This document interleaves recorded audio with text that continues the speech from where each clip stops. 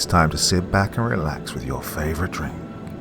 And listen.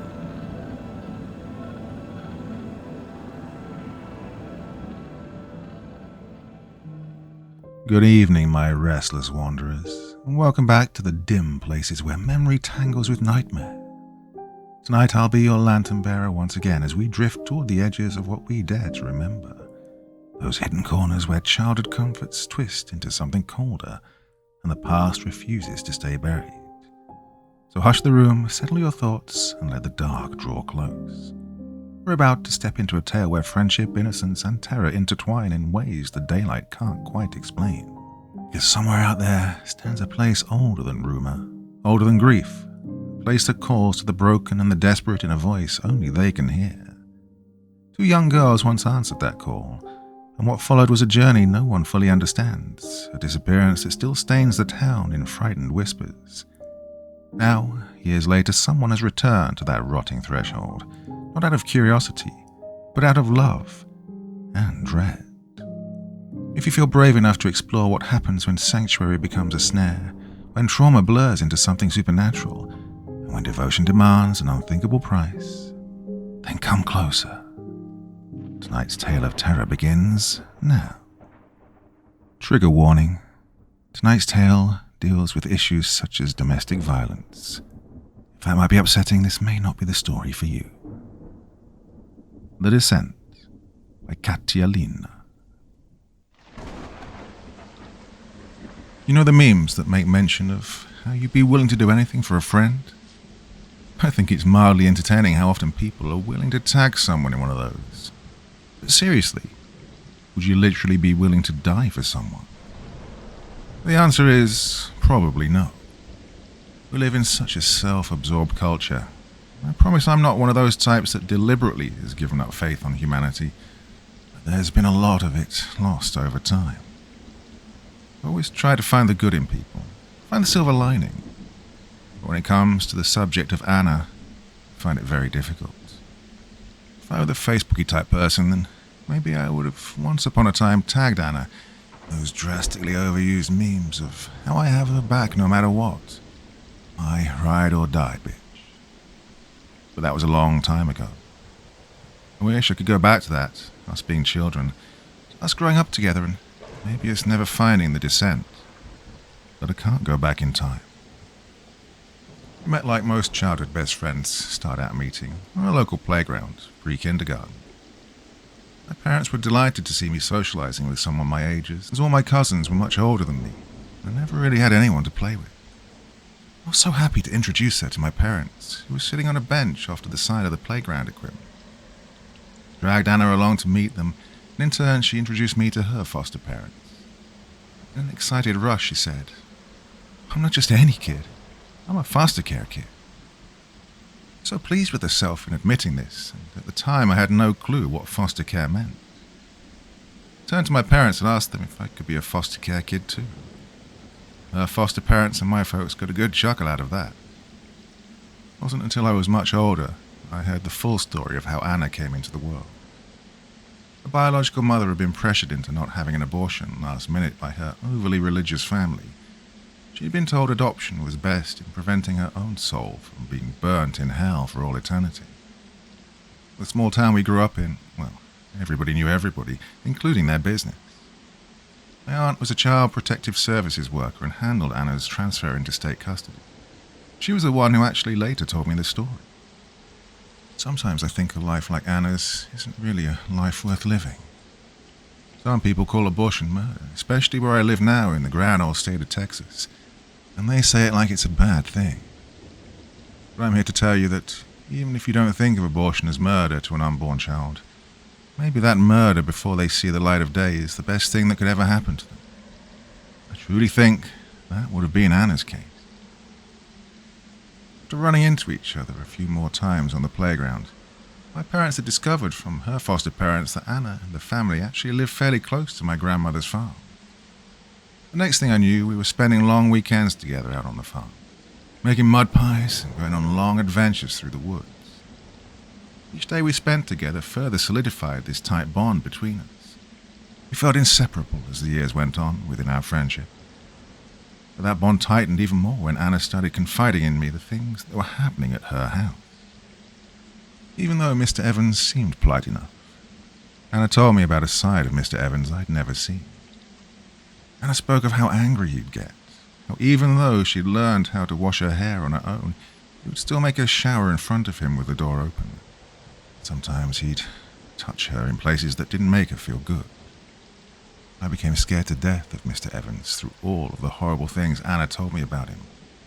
I asked, then pleaded and ultimately begged her every time she told me something new and atrocious had happened to her, to let me tell my parents. As a child, I always knew my parents were understanding, and I told her they'd keep her safe.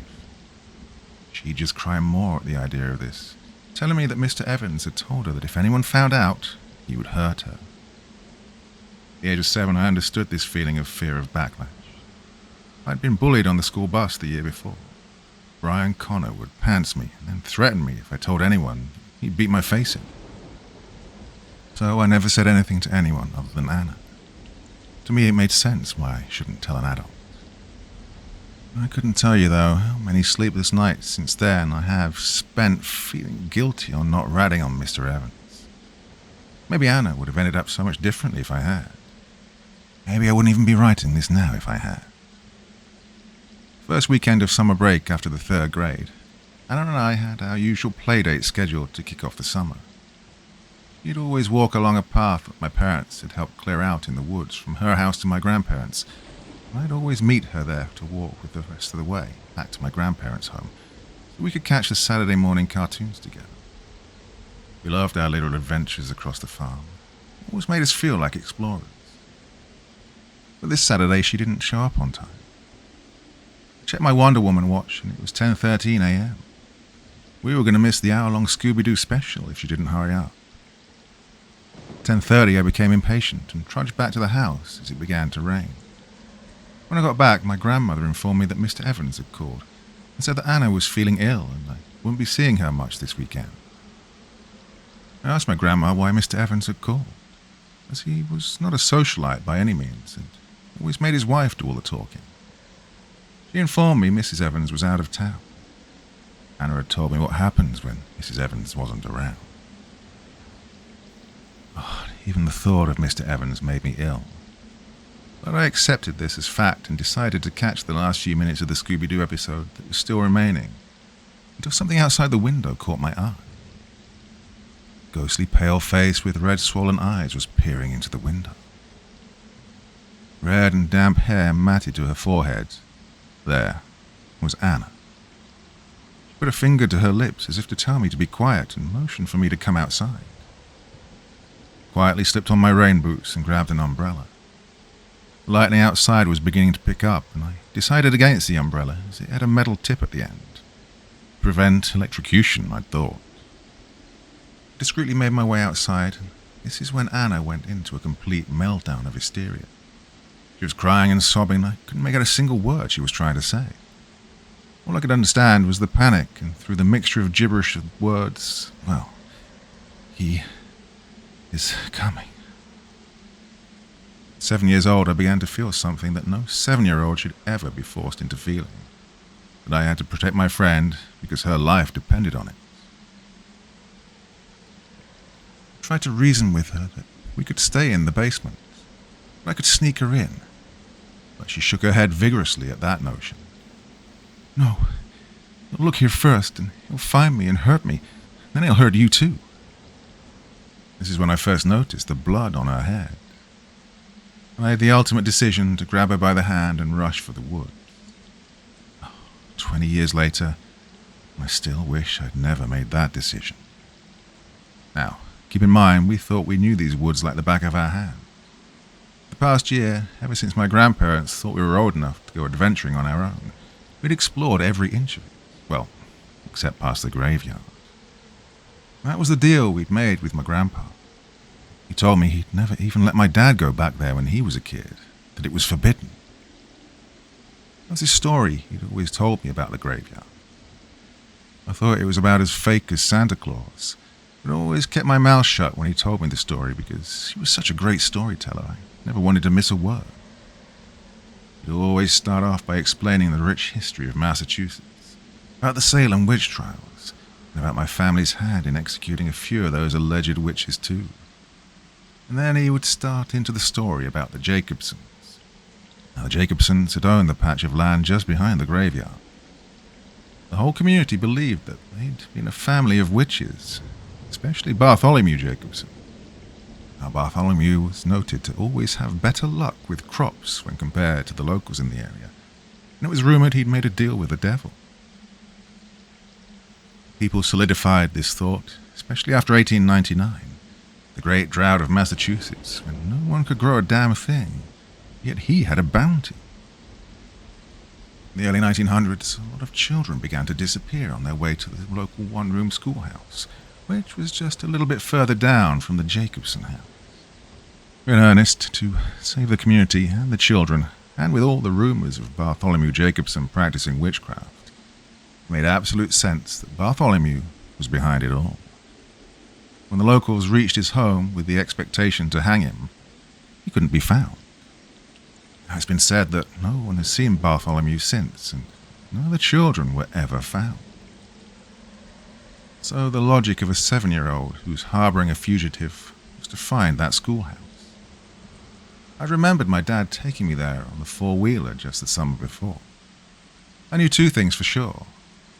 That if Mr. Evans did come to my grandparents looking for Anna, and they realized I was missing, they would never think to find me there because I'd solemnly promised never to go that far back in the woods. And secondly, it would keep us safe from more than just Mr. Evans, and also the impending storm. Lightning crashed overhead as we stumbled through the chaos of branches whipping back and forth, and the fierce rain too. I was so confident I could find that little schoolhouse. I knew there was still an old path leading to it. But as we approached the graveyard, my heart began to quicken.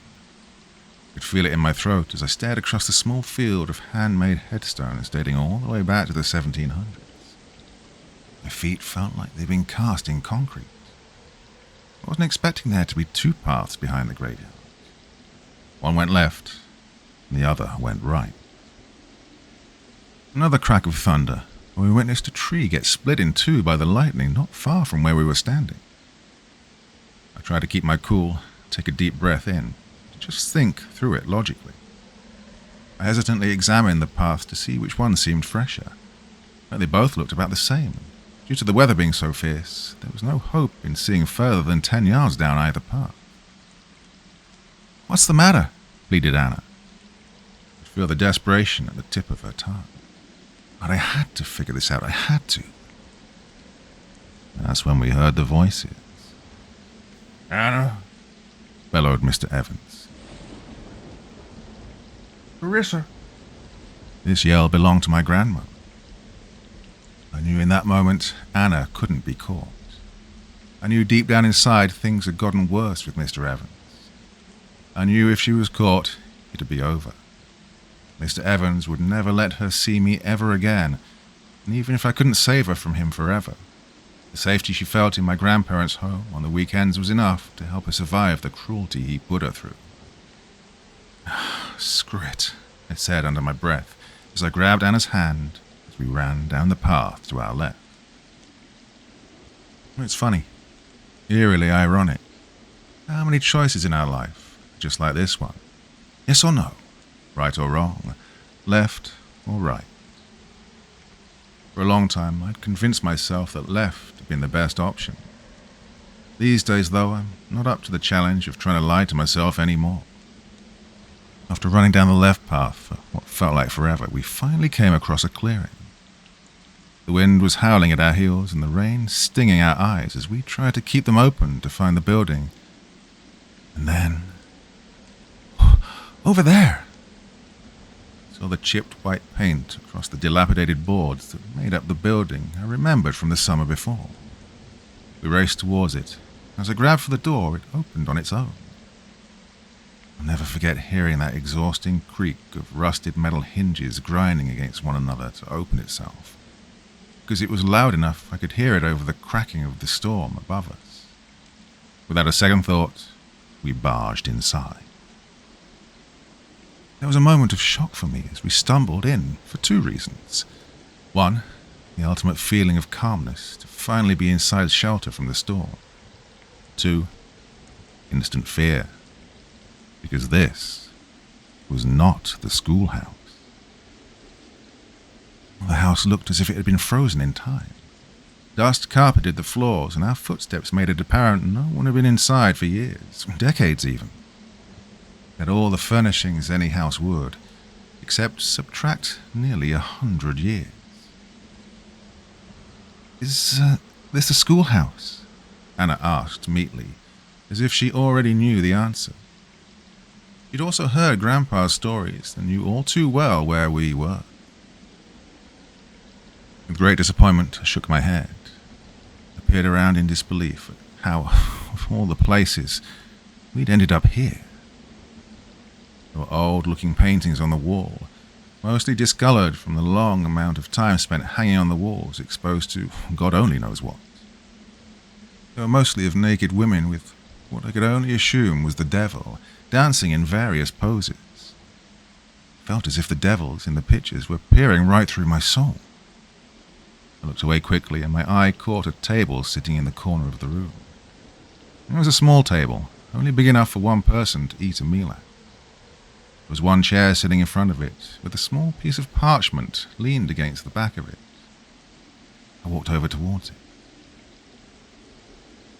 "What is it?" Anna asked, the sound of fear etched into her vocal cords. I examined the scrawled cursive. It says, "There is safety within the descent." What does that even mean? That was exactly when we heard the echoes of Mr. Evans again. It wasn't close, but it was too close for comfort. Anna began to cry. Frustrated and scared, I grabbed Anna by the shoulders. I couldn't figure this out on my own. "Anna, think with me. Safety in the descent. What does descent mean?" She didn't respond and began to wail. I was trying to use my context clues the best I could to figure out what descent would mean in this situation. As I turned my back to Anna to search for more clues, she uttered out a loud scream.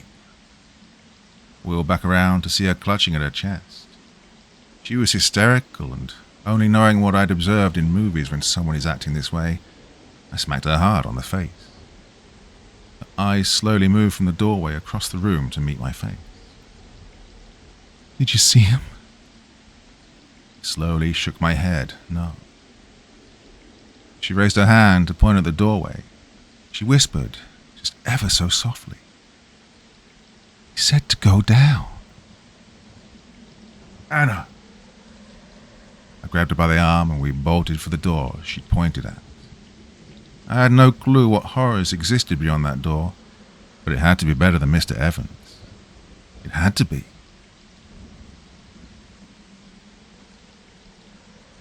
Part 2. It was dark past the doorway. By the minimum amount of lighting the house already had, all I could make out was the first few rickety wooden steps. The smell of wet earth reached my nose pungently. Without a second to even rethink the situation, I slammed the door behind us as we descended the stairway. The stench of mold became even denser with each step we took, but the storm began to sound further and further away. The complete darkness made me want to just crawl into a ball and give up. After all, I was the mere age of 7 and had yet to outgrow the usage of my nightlight. I began to count the steps after the first few minutes of going down them, because it seemed to be an abnormal amount of steps for a staircase. By the time we reached the landing, I'd counted 59 steps. Farther ahead, I could see a small flame flickering shadows on the wall. As we approached it, I realized it was actually 2 flames, 2 long and thin candles that looked freshly lit atop a wide table across from another door entrance. Anna cleared her throat. "I think we're supposed to go through that door. I think that's where the safety is." "How'd you figure that?" I said, puzzled. I could see Anna shake her head in the shadow of the light. "I don't know how to explain it. I think after you've been through the stuff I've been through, You start to know when something feels safe. And that was a good enough answer for me. I started for the door, but Anna stopped me and pointed to the corner of the room. I couldn't see anything. Anna, what is it? She smiled weakly and nodded her head before turning to me. Don't you see him? The urge to turn around and run was so hard to fight in that moment. No, I don't. Something didn't feel right. I was prepared to take the scolding from my grandparents, the ass beating from my own parents, and whatever the hell Mr. Evans may or may not have intended for me. But just not this. She giggled. He wants us to take the key from the drawer. Anna walked over to the table and opened a drawer I hadn't noticed before. With her thin fingers, she took out a skeleton key and tried it on the door. It opened freely. Let's go.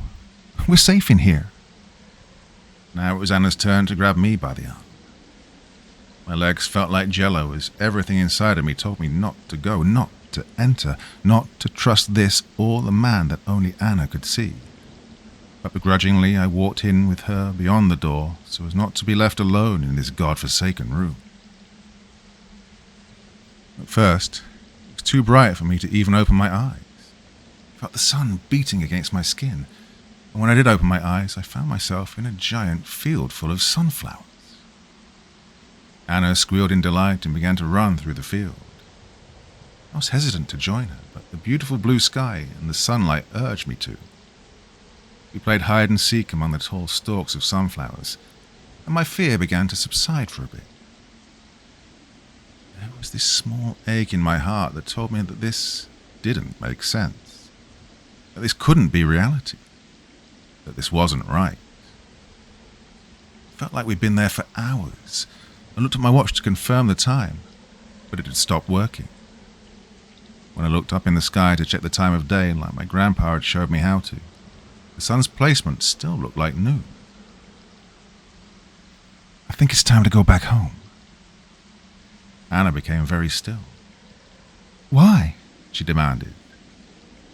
It doesn't feel right, and I can't let my grandma worry for too long. She'll be worried sick. But I'm being serious. This was the sternest voice I could pull off. A smile crossed her face. Well, I'm the one with the key to get us back out, so I'll say when we get to leave. She stuck her tongue out at me in a playful gesture.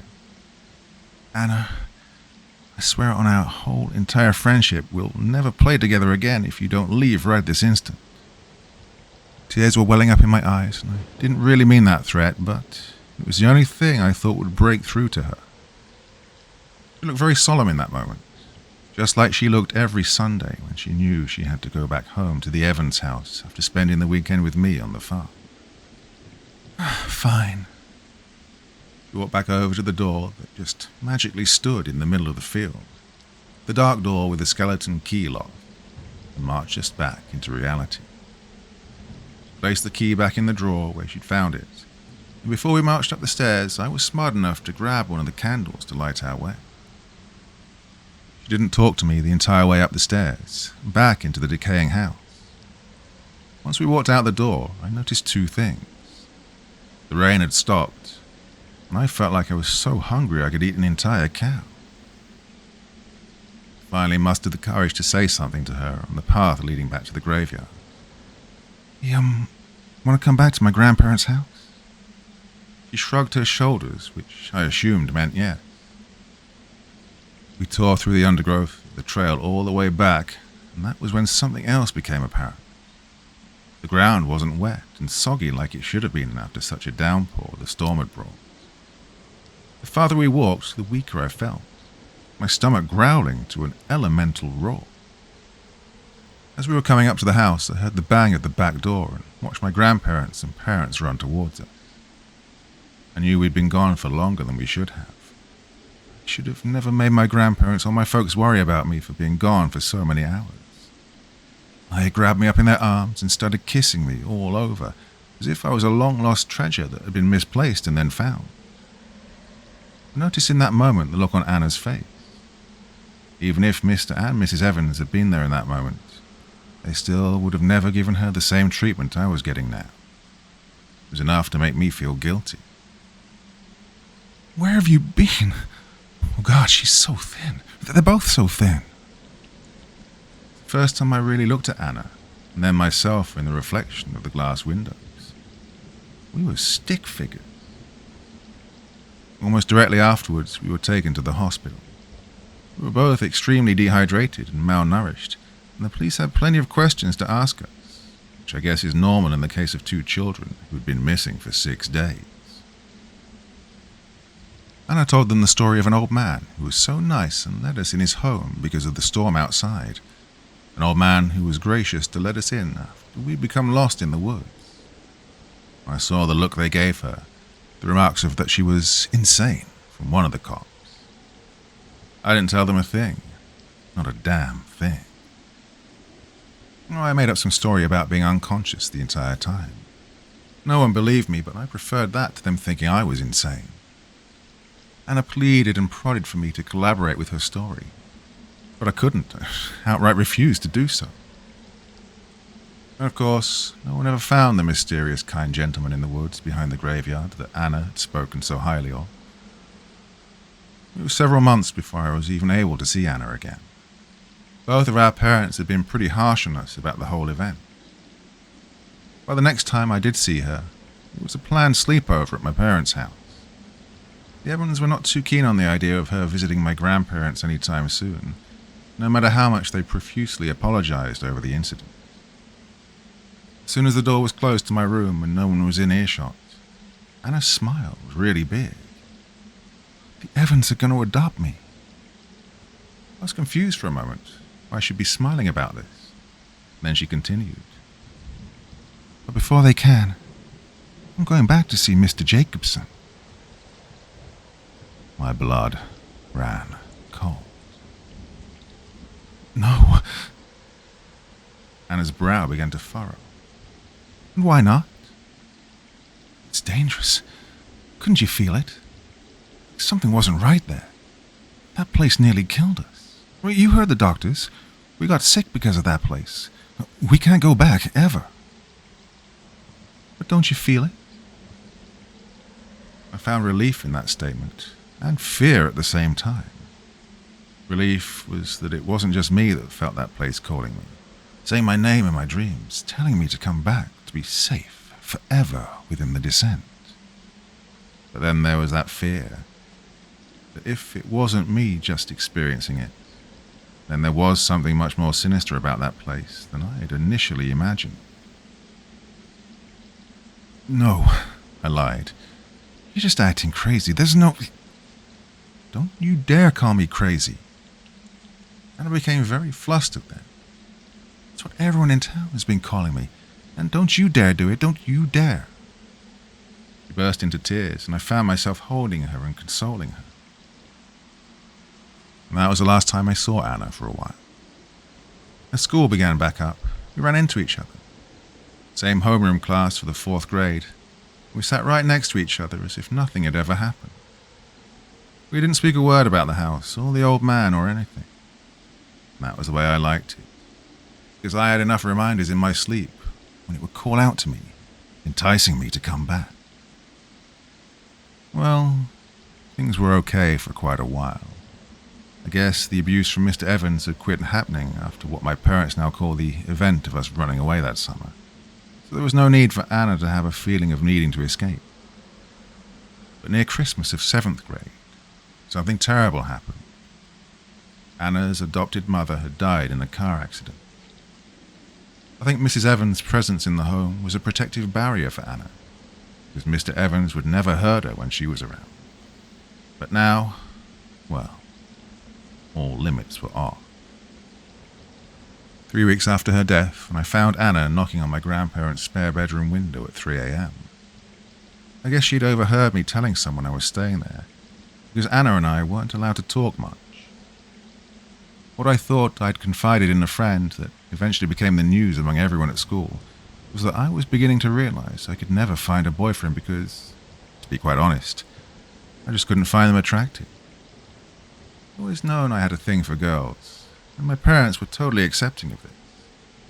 Anna's religious nut of an adoptive father was not so much. She'd been forbidden to even communicate with me until I found Jesus. There she was, peeping outside the window, lightly knocking to get my attention. I walked across the room, scratching the bogies out of my eyes, and unlocked the window. She pulled herself in by the ledge and sat there looking at me with tears in her eyes. "Carissa, I gotta go." I felt defeated. I wanted to challenge her, to give her all the reasons why this was a terrible idea. But at the same time, I felt like I was at a loss for words. I knew nothing I could say would stop her. Not really. Guessing you didn't stop by here for me to talk you out of it." She shook her head. "No, just to say goodbye." "How long?" I walked over to my purse and grabbed a cigarette I'd stolen from my uncle's pack earlier that night when he'd come by to visit. "I don't know. Forever, maybe?" I choked on the first inhale from the smoke in surprise. "That place will freaking kill you, Anna. When you're there, you would understand time or experience hunger or..." She started to chuckle. "You make that sound like such a bad thing. You act like that place is a fucking paradise. Do you realize if I hadn't got us out of there when I did, we could have died down there? For fuck's sake, you act like that old man was your friend. You realize he's not your friend.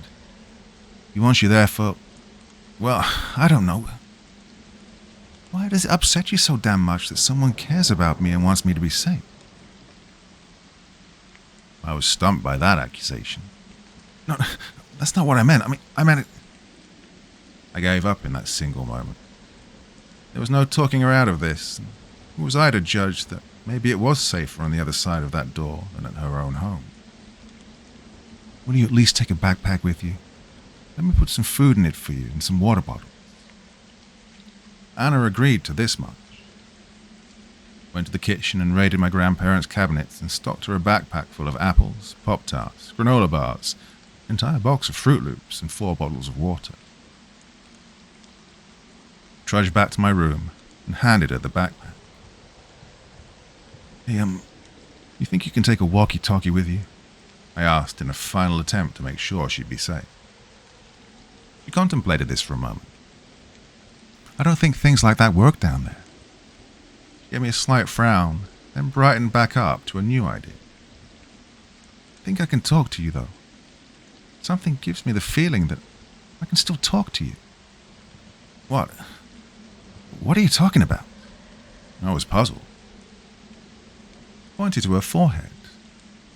"You'll be hearing from me, I promise. I'll have my people call your people."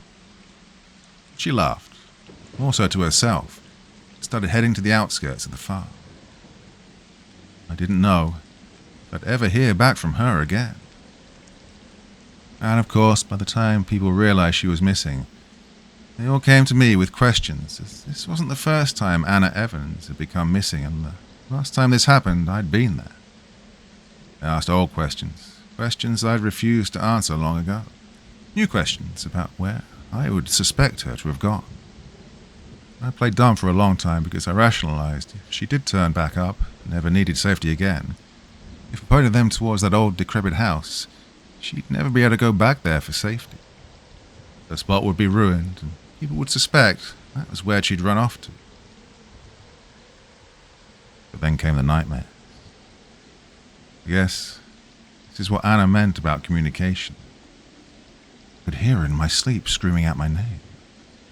The first night I figured it was a fluke. Second night, well, it became more difficult to ignore. Third night, I was determined if I didn't overcome my fear of that damn place, then it may be the end for Anna. And it's been 27 days since Anna had been seen by this point.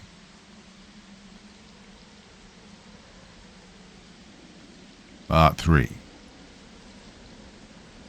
I went during the day. I took the left hanging path. Came across the house. Went down the steps, even though I'd sworn I'd never do that again, and I came to the door. Only one candle was lit now on the table, even though I didn't need it with my handy-dandy flashlight already in hand.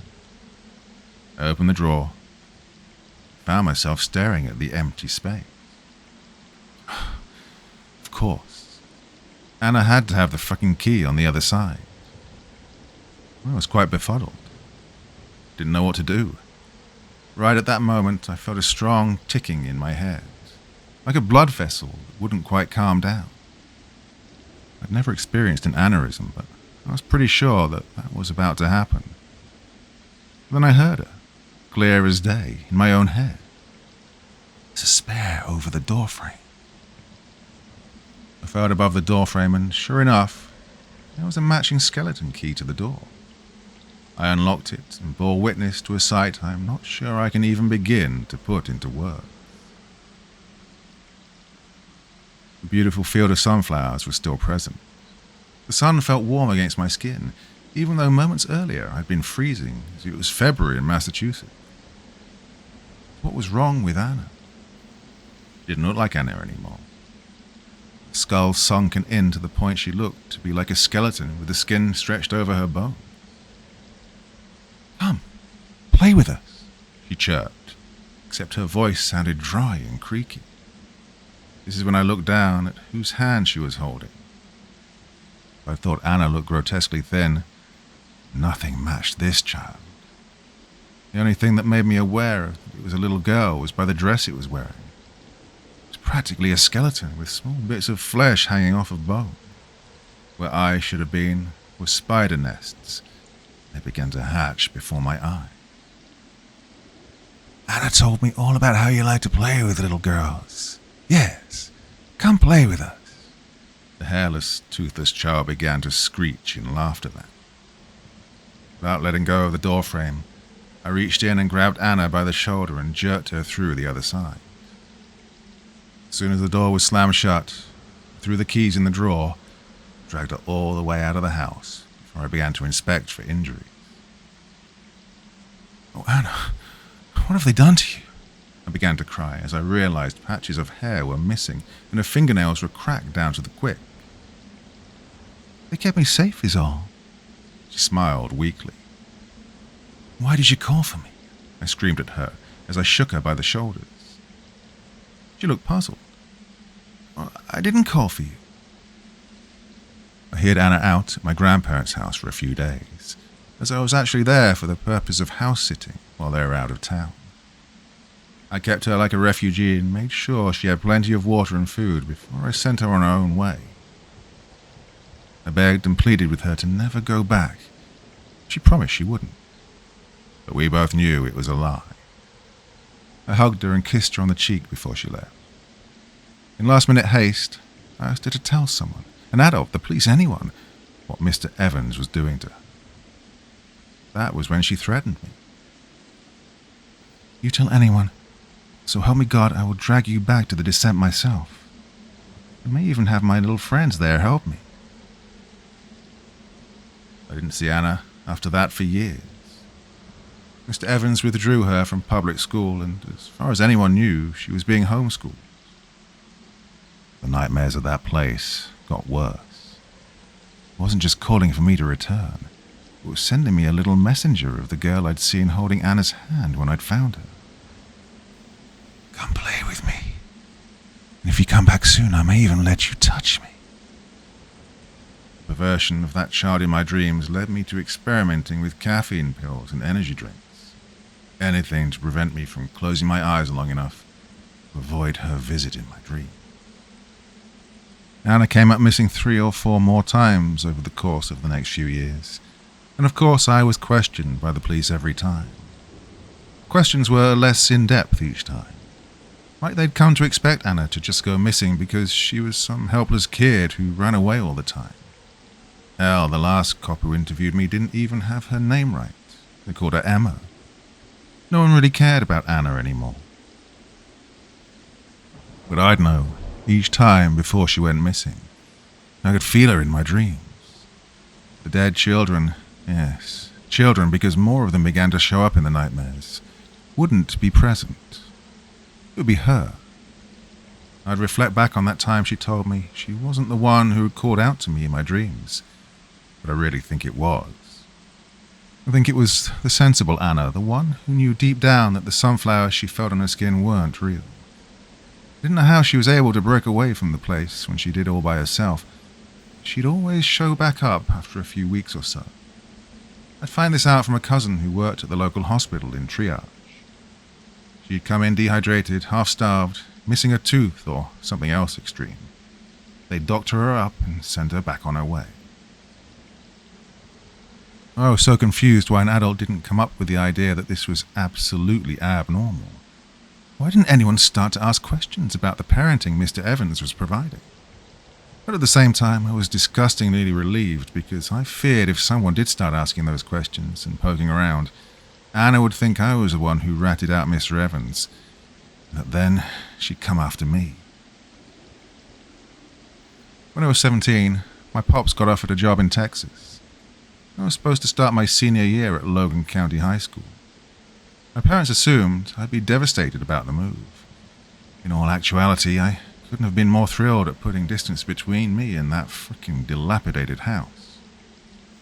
The dreams actually calmed down quite a bit after the move, and I slowly began to put it all behind me, like it was a bad dream and I was just now waking up from it. I graduated from high school and then college, and that's where I met my lovely girlfriend. After living together for 3 years, I had actually started thinking about asking her if she wanted to tie the knots. But then, quite quickly, my past creeped back up on me in a way I'd never expected. I got a call from my grandmother. She informed me that Anna was pregnant. I hadn't even heard Anna's name in so long. For a moment I had trouble picturing who she even was. I inquired about the father of the child, but she said she was unaware. She said she wanted to make sure I knew in case I wanted to call her up and congratulate her. And that's when I asked, "Grandma, she's still living with Mr. Evans?" "Why, Lord, yes, Anna. You know how expensive it is to get a place of your own these days." I became angry, so angry I wanted to scream at my grandmother on why in the ever-living fuck would I congratulate Anna on conceiving a child from what must obviously have been raped by her adoptive father. But then I stopped, because I remembered. I remembered I was the only one aware of the incestuous relationship Mr. Evans had been perpetuating for the last 22 years. I didn't call Anna, mostly out of fear for myself. That makes me a shitty person, so be it, but I was so afraid the nightmares would come back in my life. It's so fucking normal. Why would I want to go back to that? I did eventually call my grandma back and ask her to forward my cell number to Anna, because, well, truly at the end of the day I wanted her to know she could always call me, come to me, get away from him, or something, anything other than the descent down the stairs. But Anna didn't use the traditional form of calling when she did finally reach out to me. What made this time different was not only did I feel her calling out for me, but I felt this tiny little being of light calling out for me too, only what I could assume was her unborn child. This went on for a few days before the guilt overcame my fear. I kissed my girlfriend goodbye and told her I'd be back in a few days. I had no reason or desire to drag her into this. It was my fault in the first place, so long ago, and a part of me wants to reason with myself, to tell myself really if Mr. Evans had never been a freaking pedophile, none of this would have happened. But the guilt would always creep back up. I should have stopped it a long time ago, before it had even gotten this far. It was 4 a.m. when I parked down the driveway from my grandparents' house. Not wanting to spook them in the middle of the night, and having not made them aware of my trip, I set off on foot across the farm with my pack on my shoulder. The closer I got to Jacobson House, the more paranoid I became. I'm not sure if it was my mind playing tricks on me, but I'd feel little hands pushing me on the back, hands that were cold and felt like they belonged to small children. As I approached the house, my apprehension felt worse than ever before. Every cell within my body was telling me to run for my life. But I knew I owed this to Anna. I went down the stairs, slowly, Something felt different this time. I don't know how to explain it, but it was like the house knew I had an ulterior motive for being there. While going down the steps, one of them broke beneath my feet, and I barely caught myself. I could feel the blood from the wooden splinters pooling in my socks. The stench of the wet earth smelled almost rotten. God, it was so strong I could taste it on my tongue. When I reached the landing, I looked over, and as the same as before, I saw one lit candle. Then, as if a gust of wind had rushed the room, it was extinguished. I bit my bottom lip and tried to count to 10, like all the therapists had told me to do, all the ones I had to see after leaving Massachusetts, to work hard on forgetting this frickin' place. With hands shaking, I pulled the flashlight from my pack and turned it on. Before me stood the older man Anna had told me about. He silently laughed at me with his mouth agape, his jaws opening wider than humanly possible, and then he stopped suddenly and became very serious. "Get out of my house." Flashlight flew out of my hand and across the room.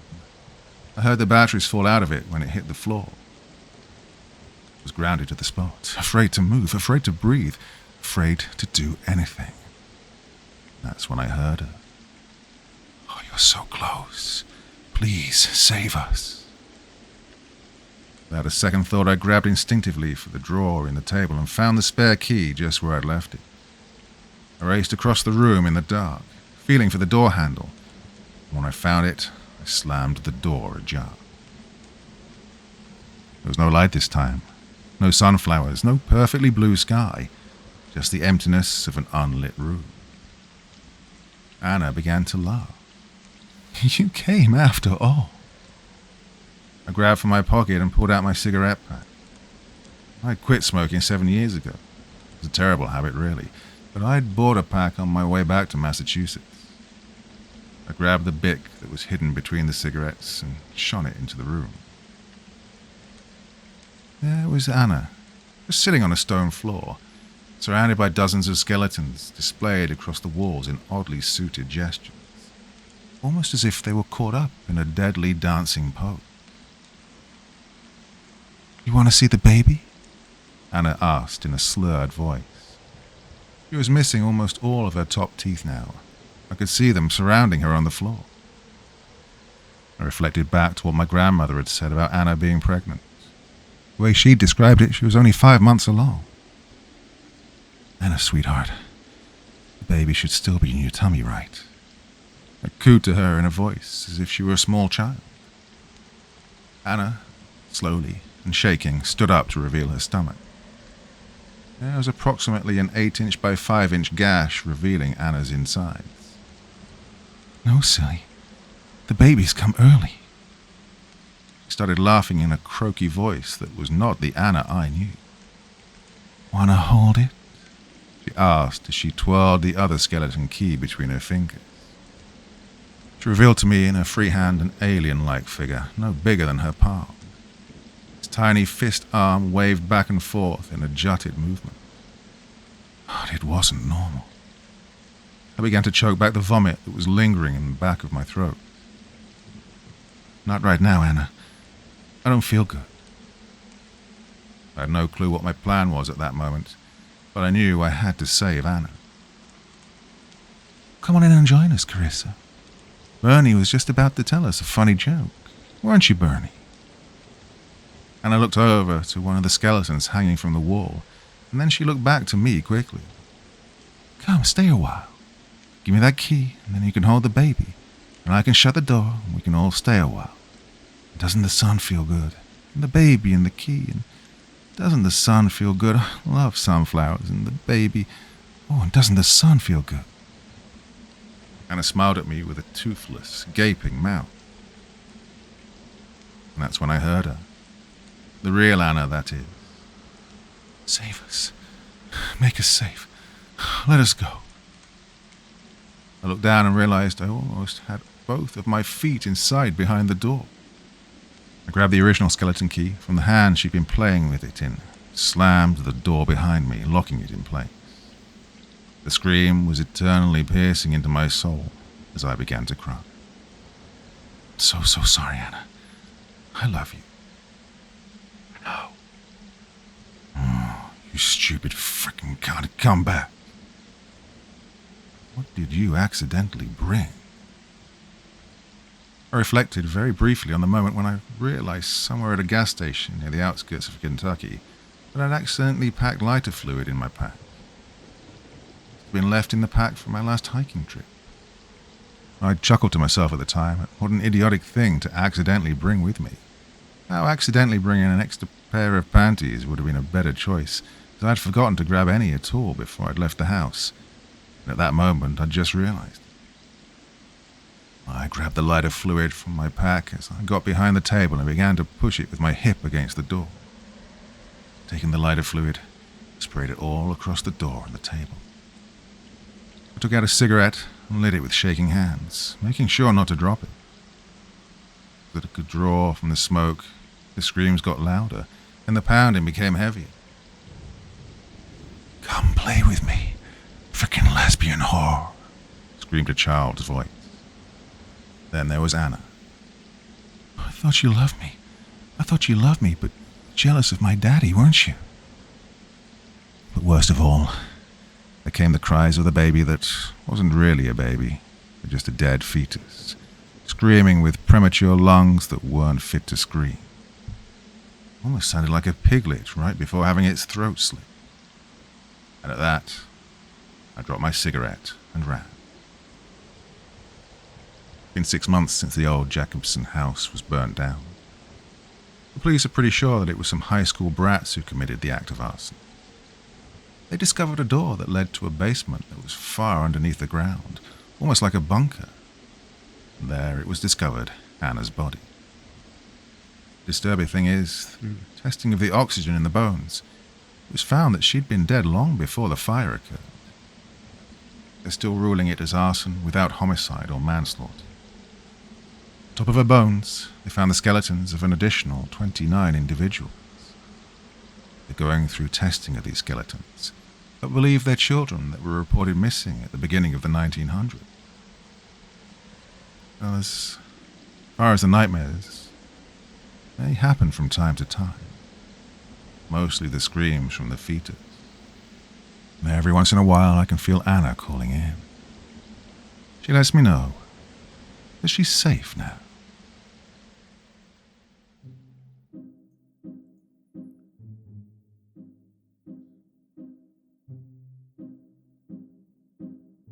But you know what? Sometimes something so weird comes along, I think, well, I just have to read that. It's a little bit more disturbing than the stuff I usually read, and, I don't often venture into stuff that requires a trigger warning, but, well, I did mention it at the start, so, yeah, there we go. Yeah, like that one, different from what I would usually read. Let me know your thoughts, feelings, and everything in the comment section below the video, and as ever, I'll do my best to join in the conversation. That's enough for one evening. Back on a regular schedule now, so I should see you again on Wednesday evening. Till then, my dear friends, very, very sweet dreams, and bye-bye.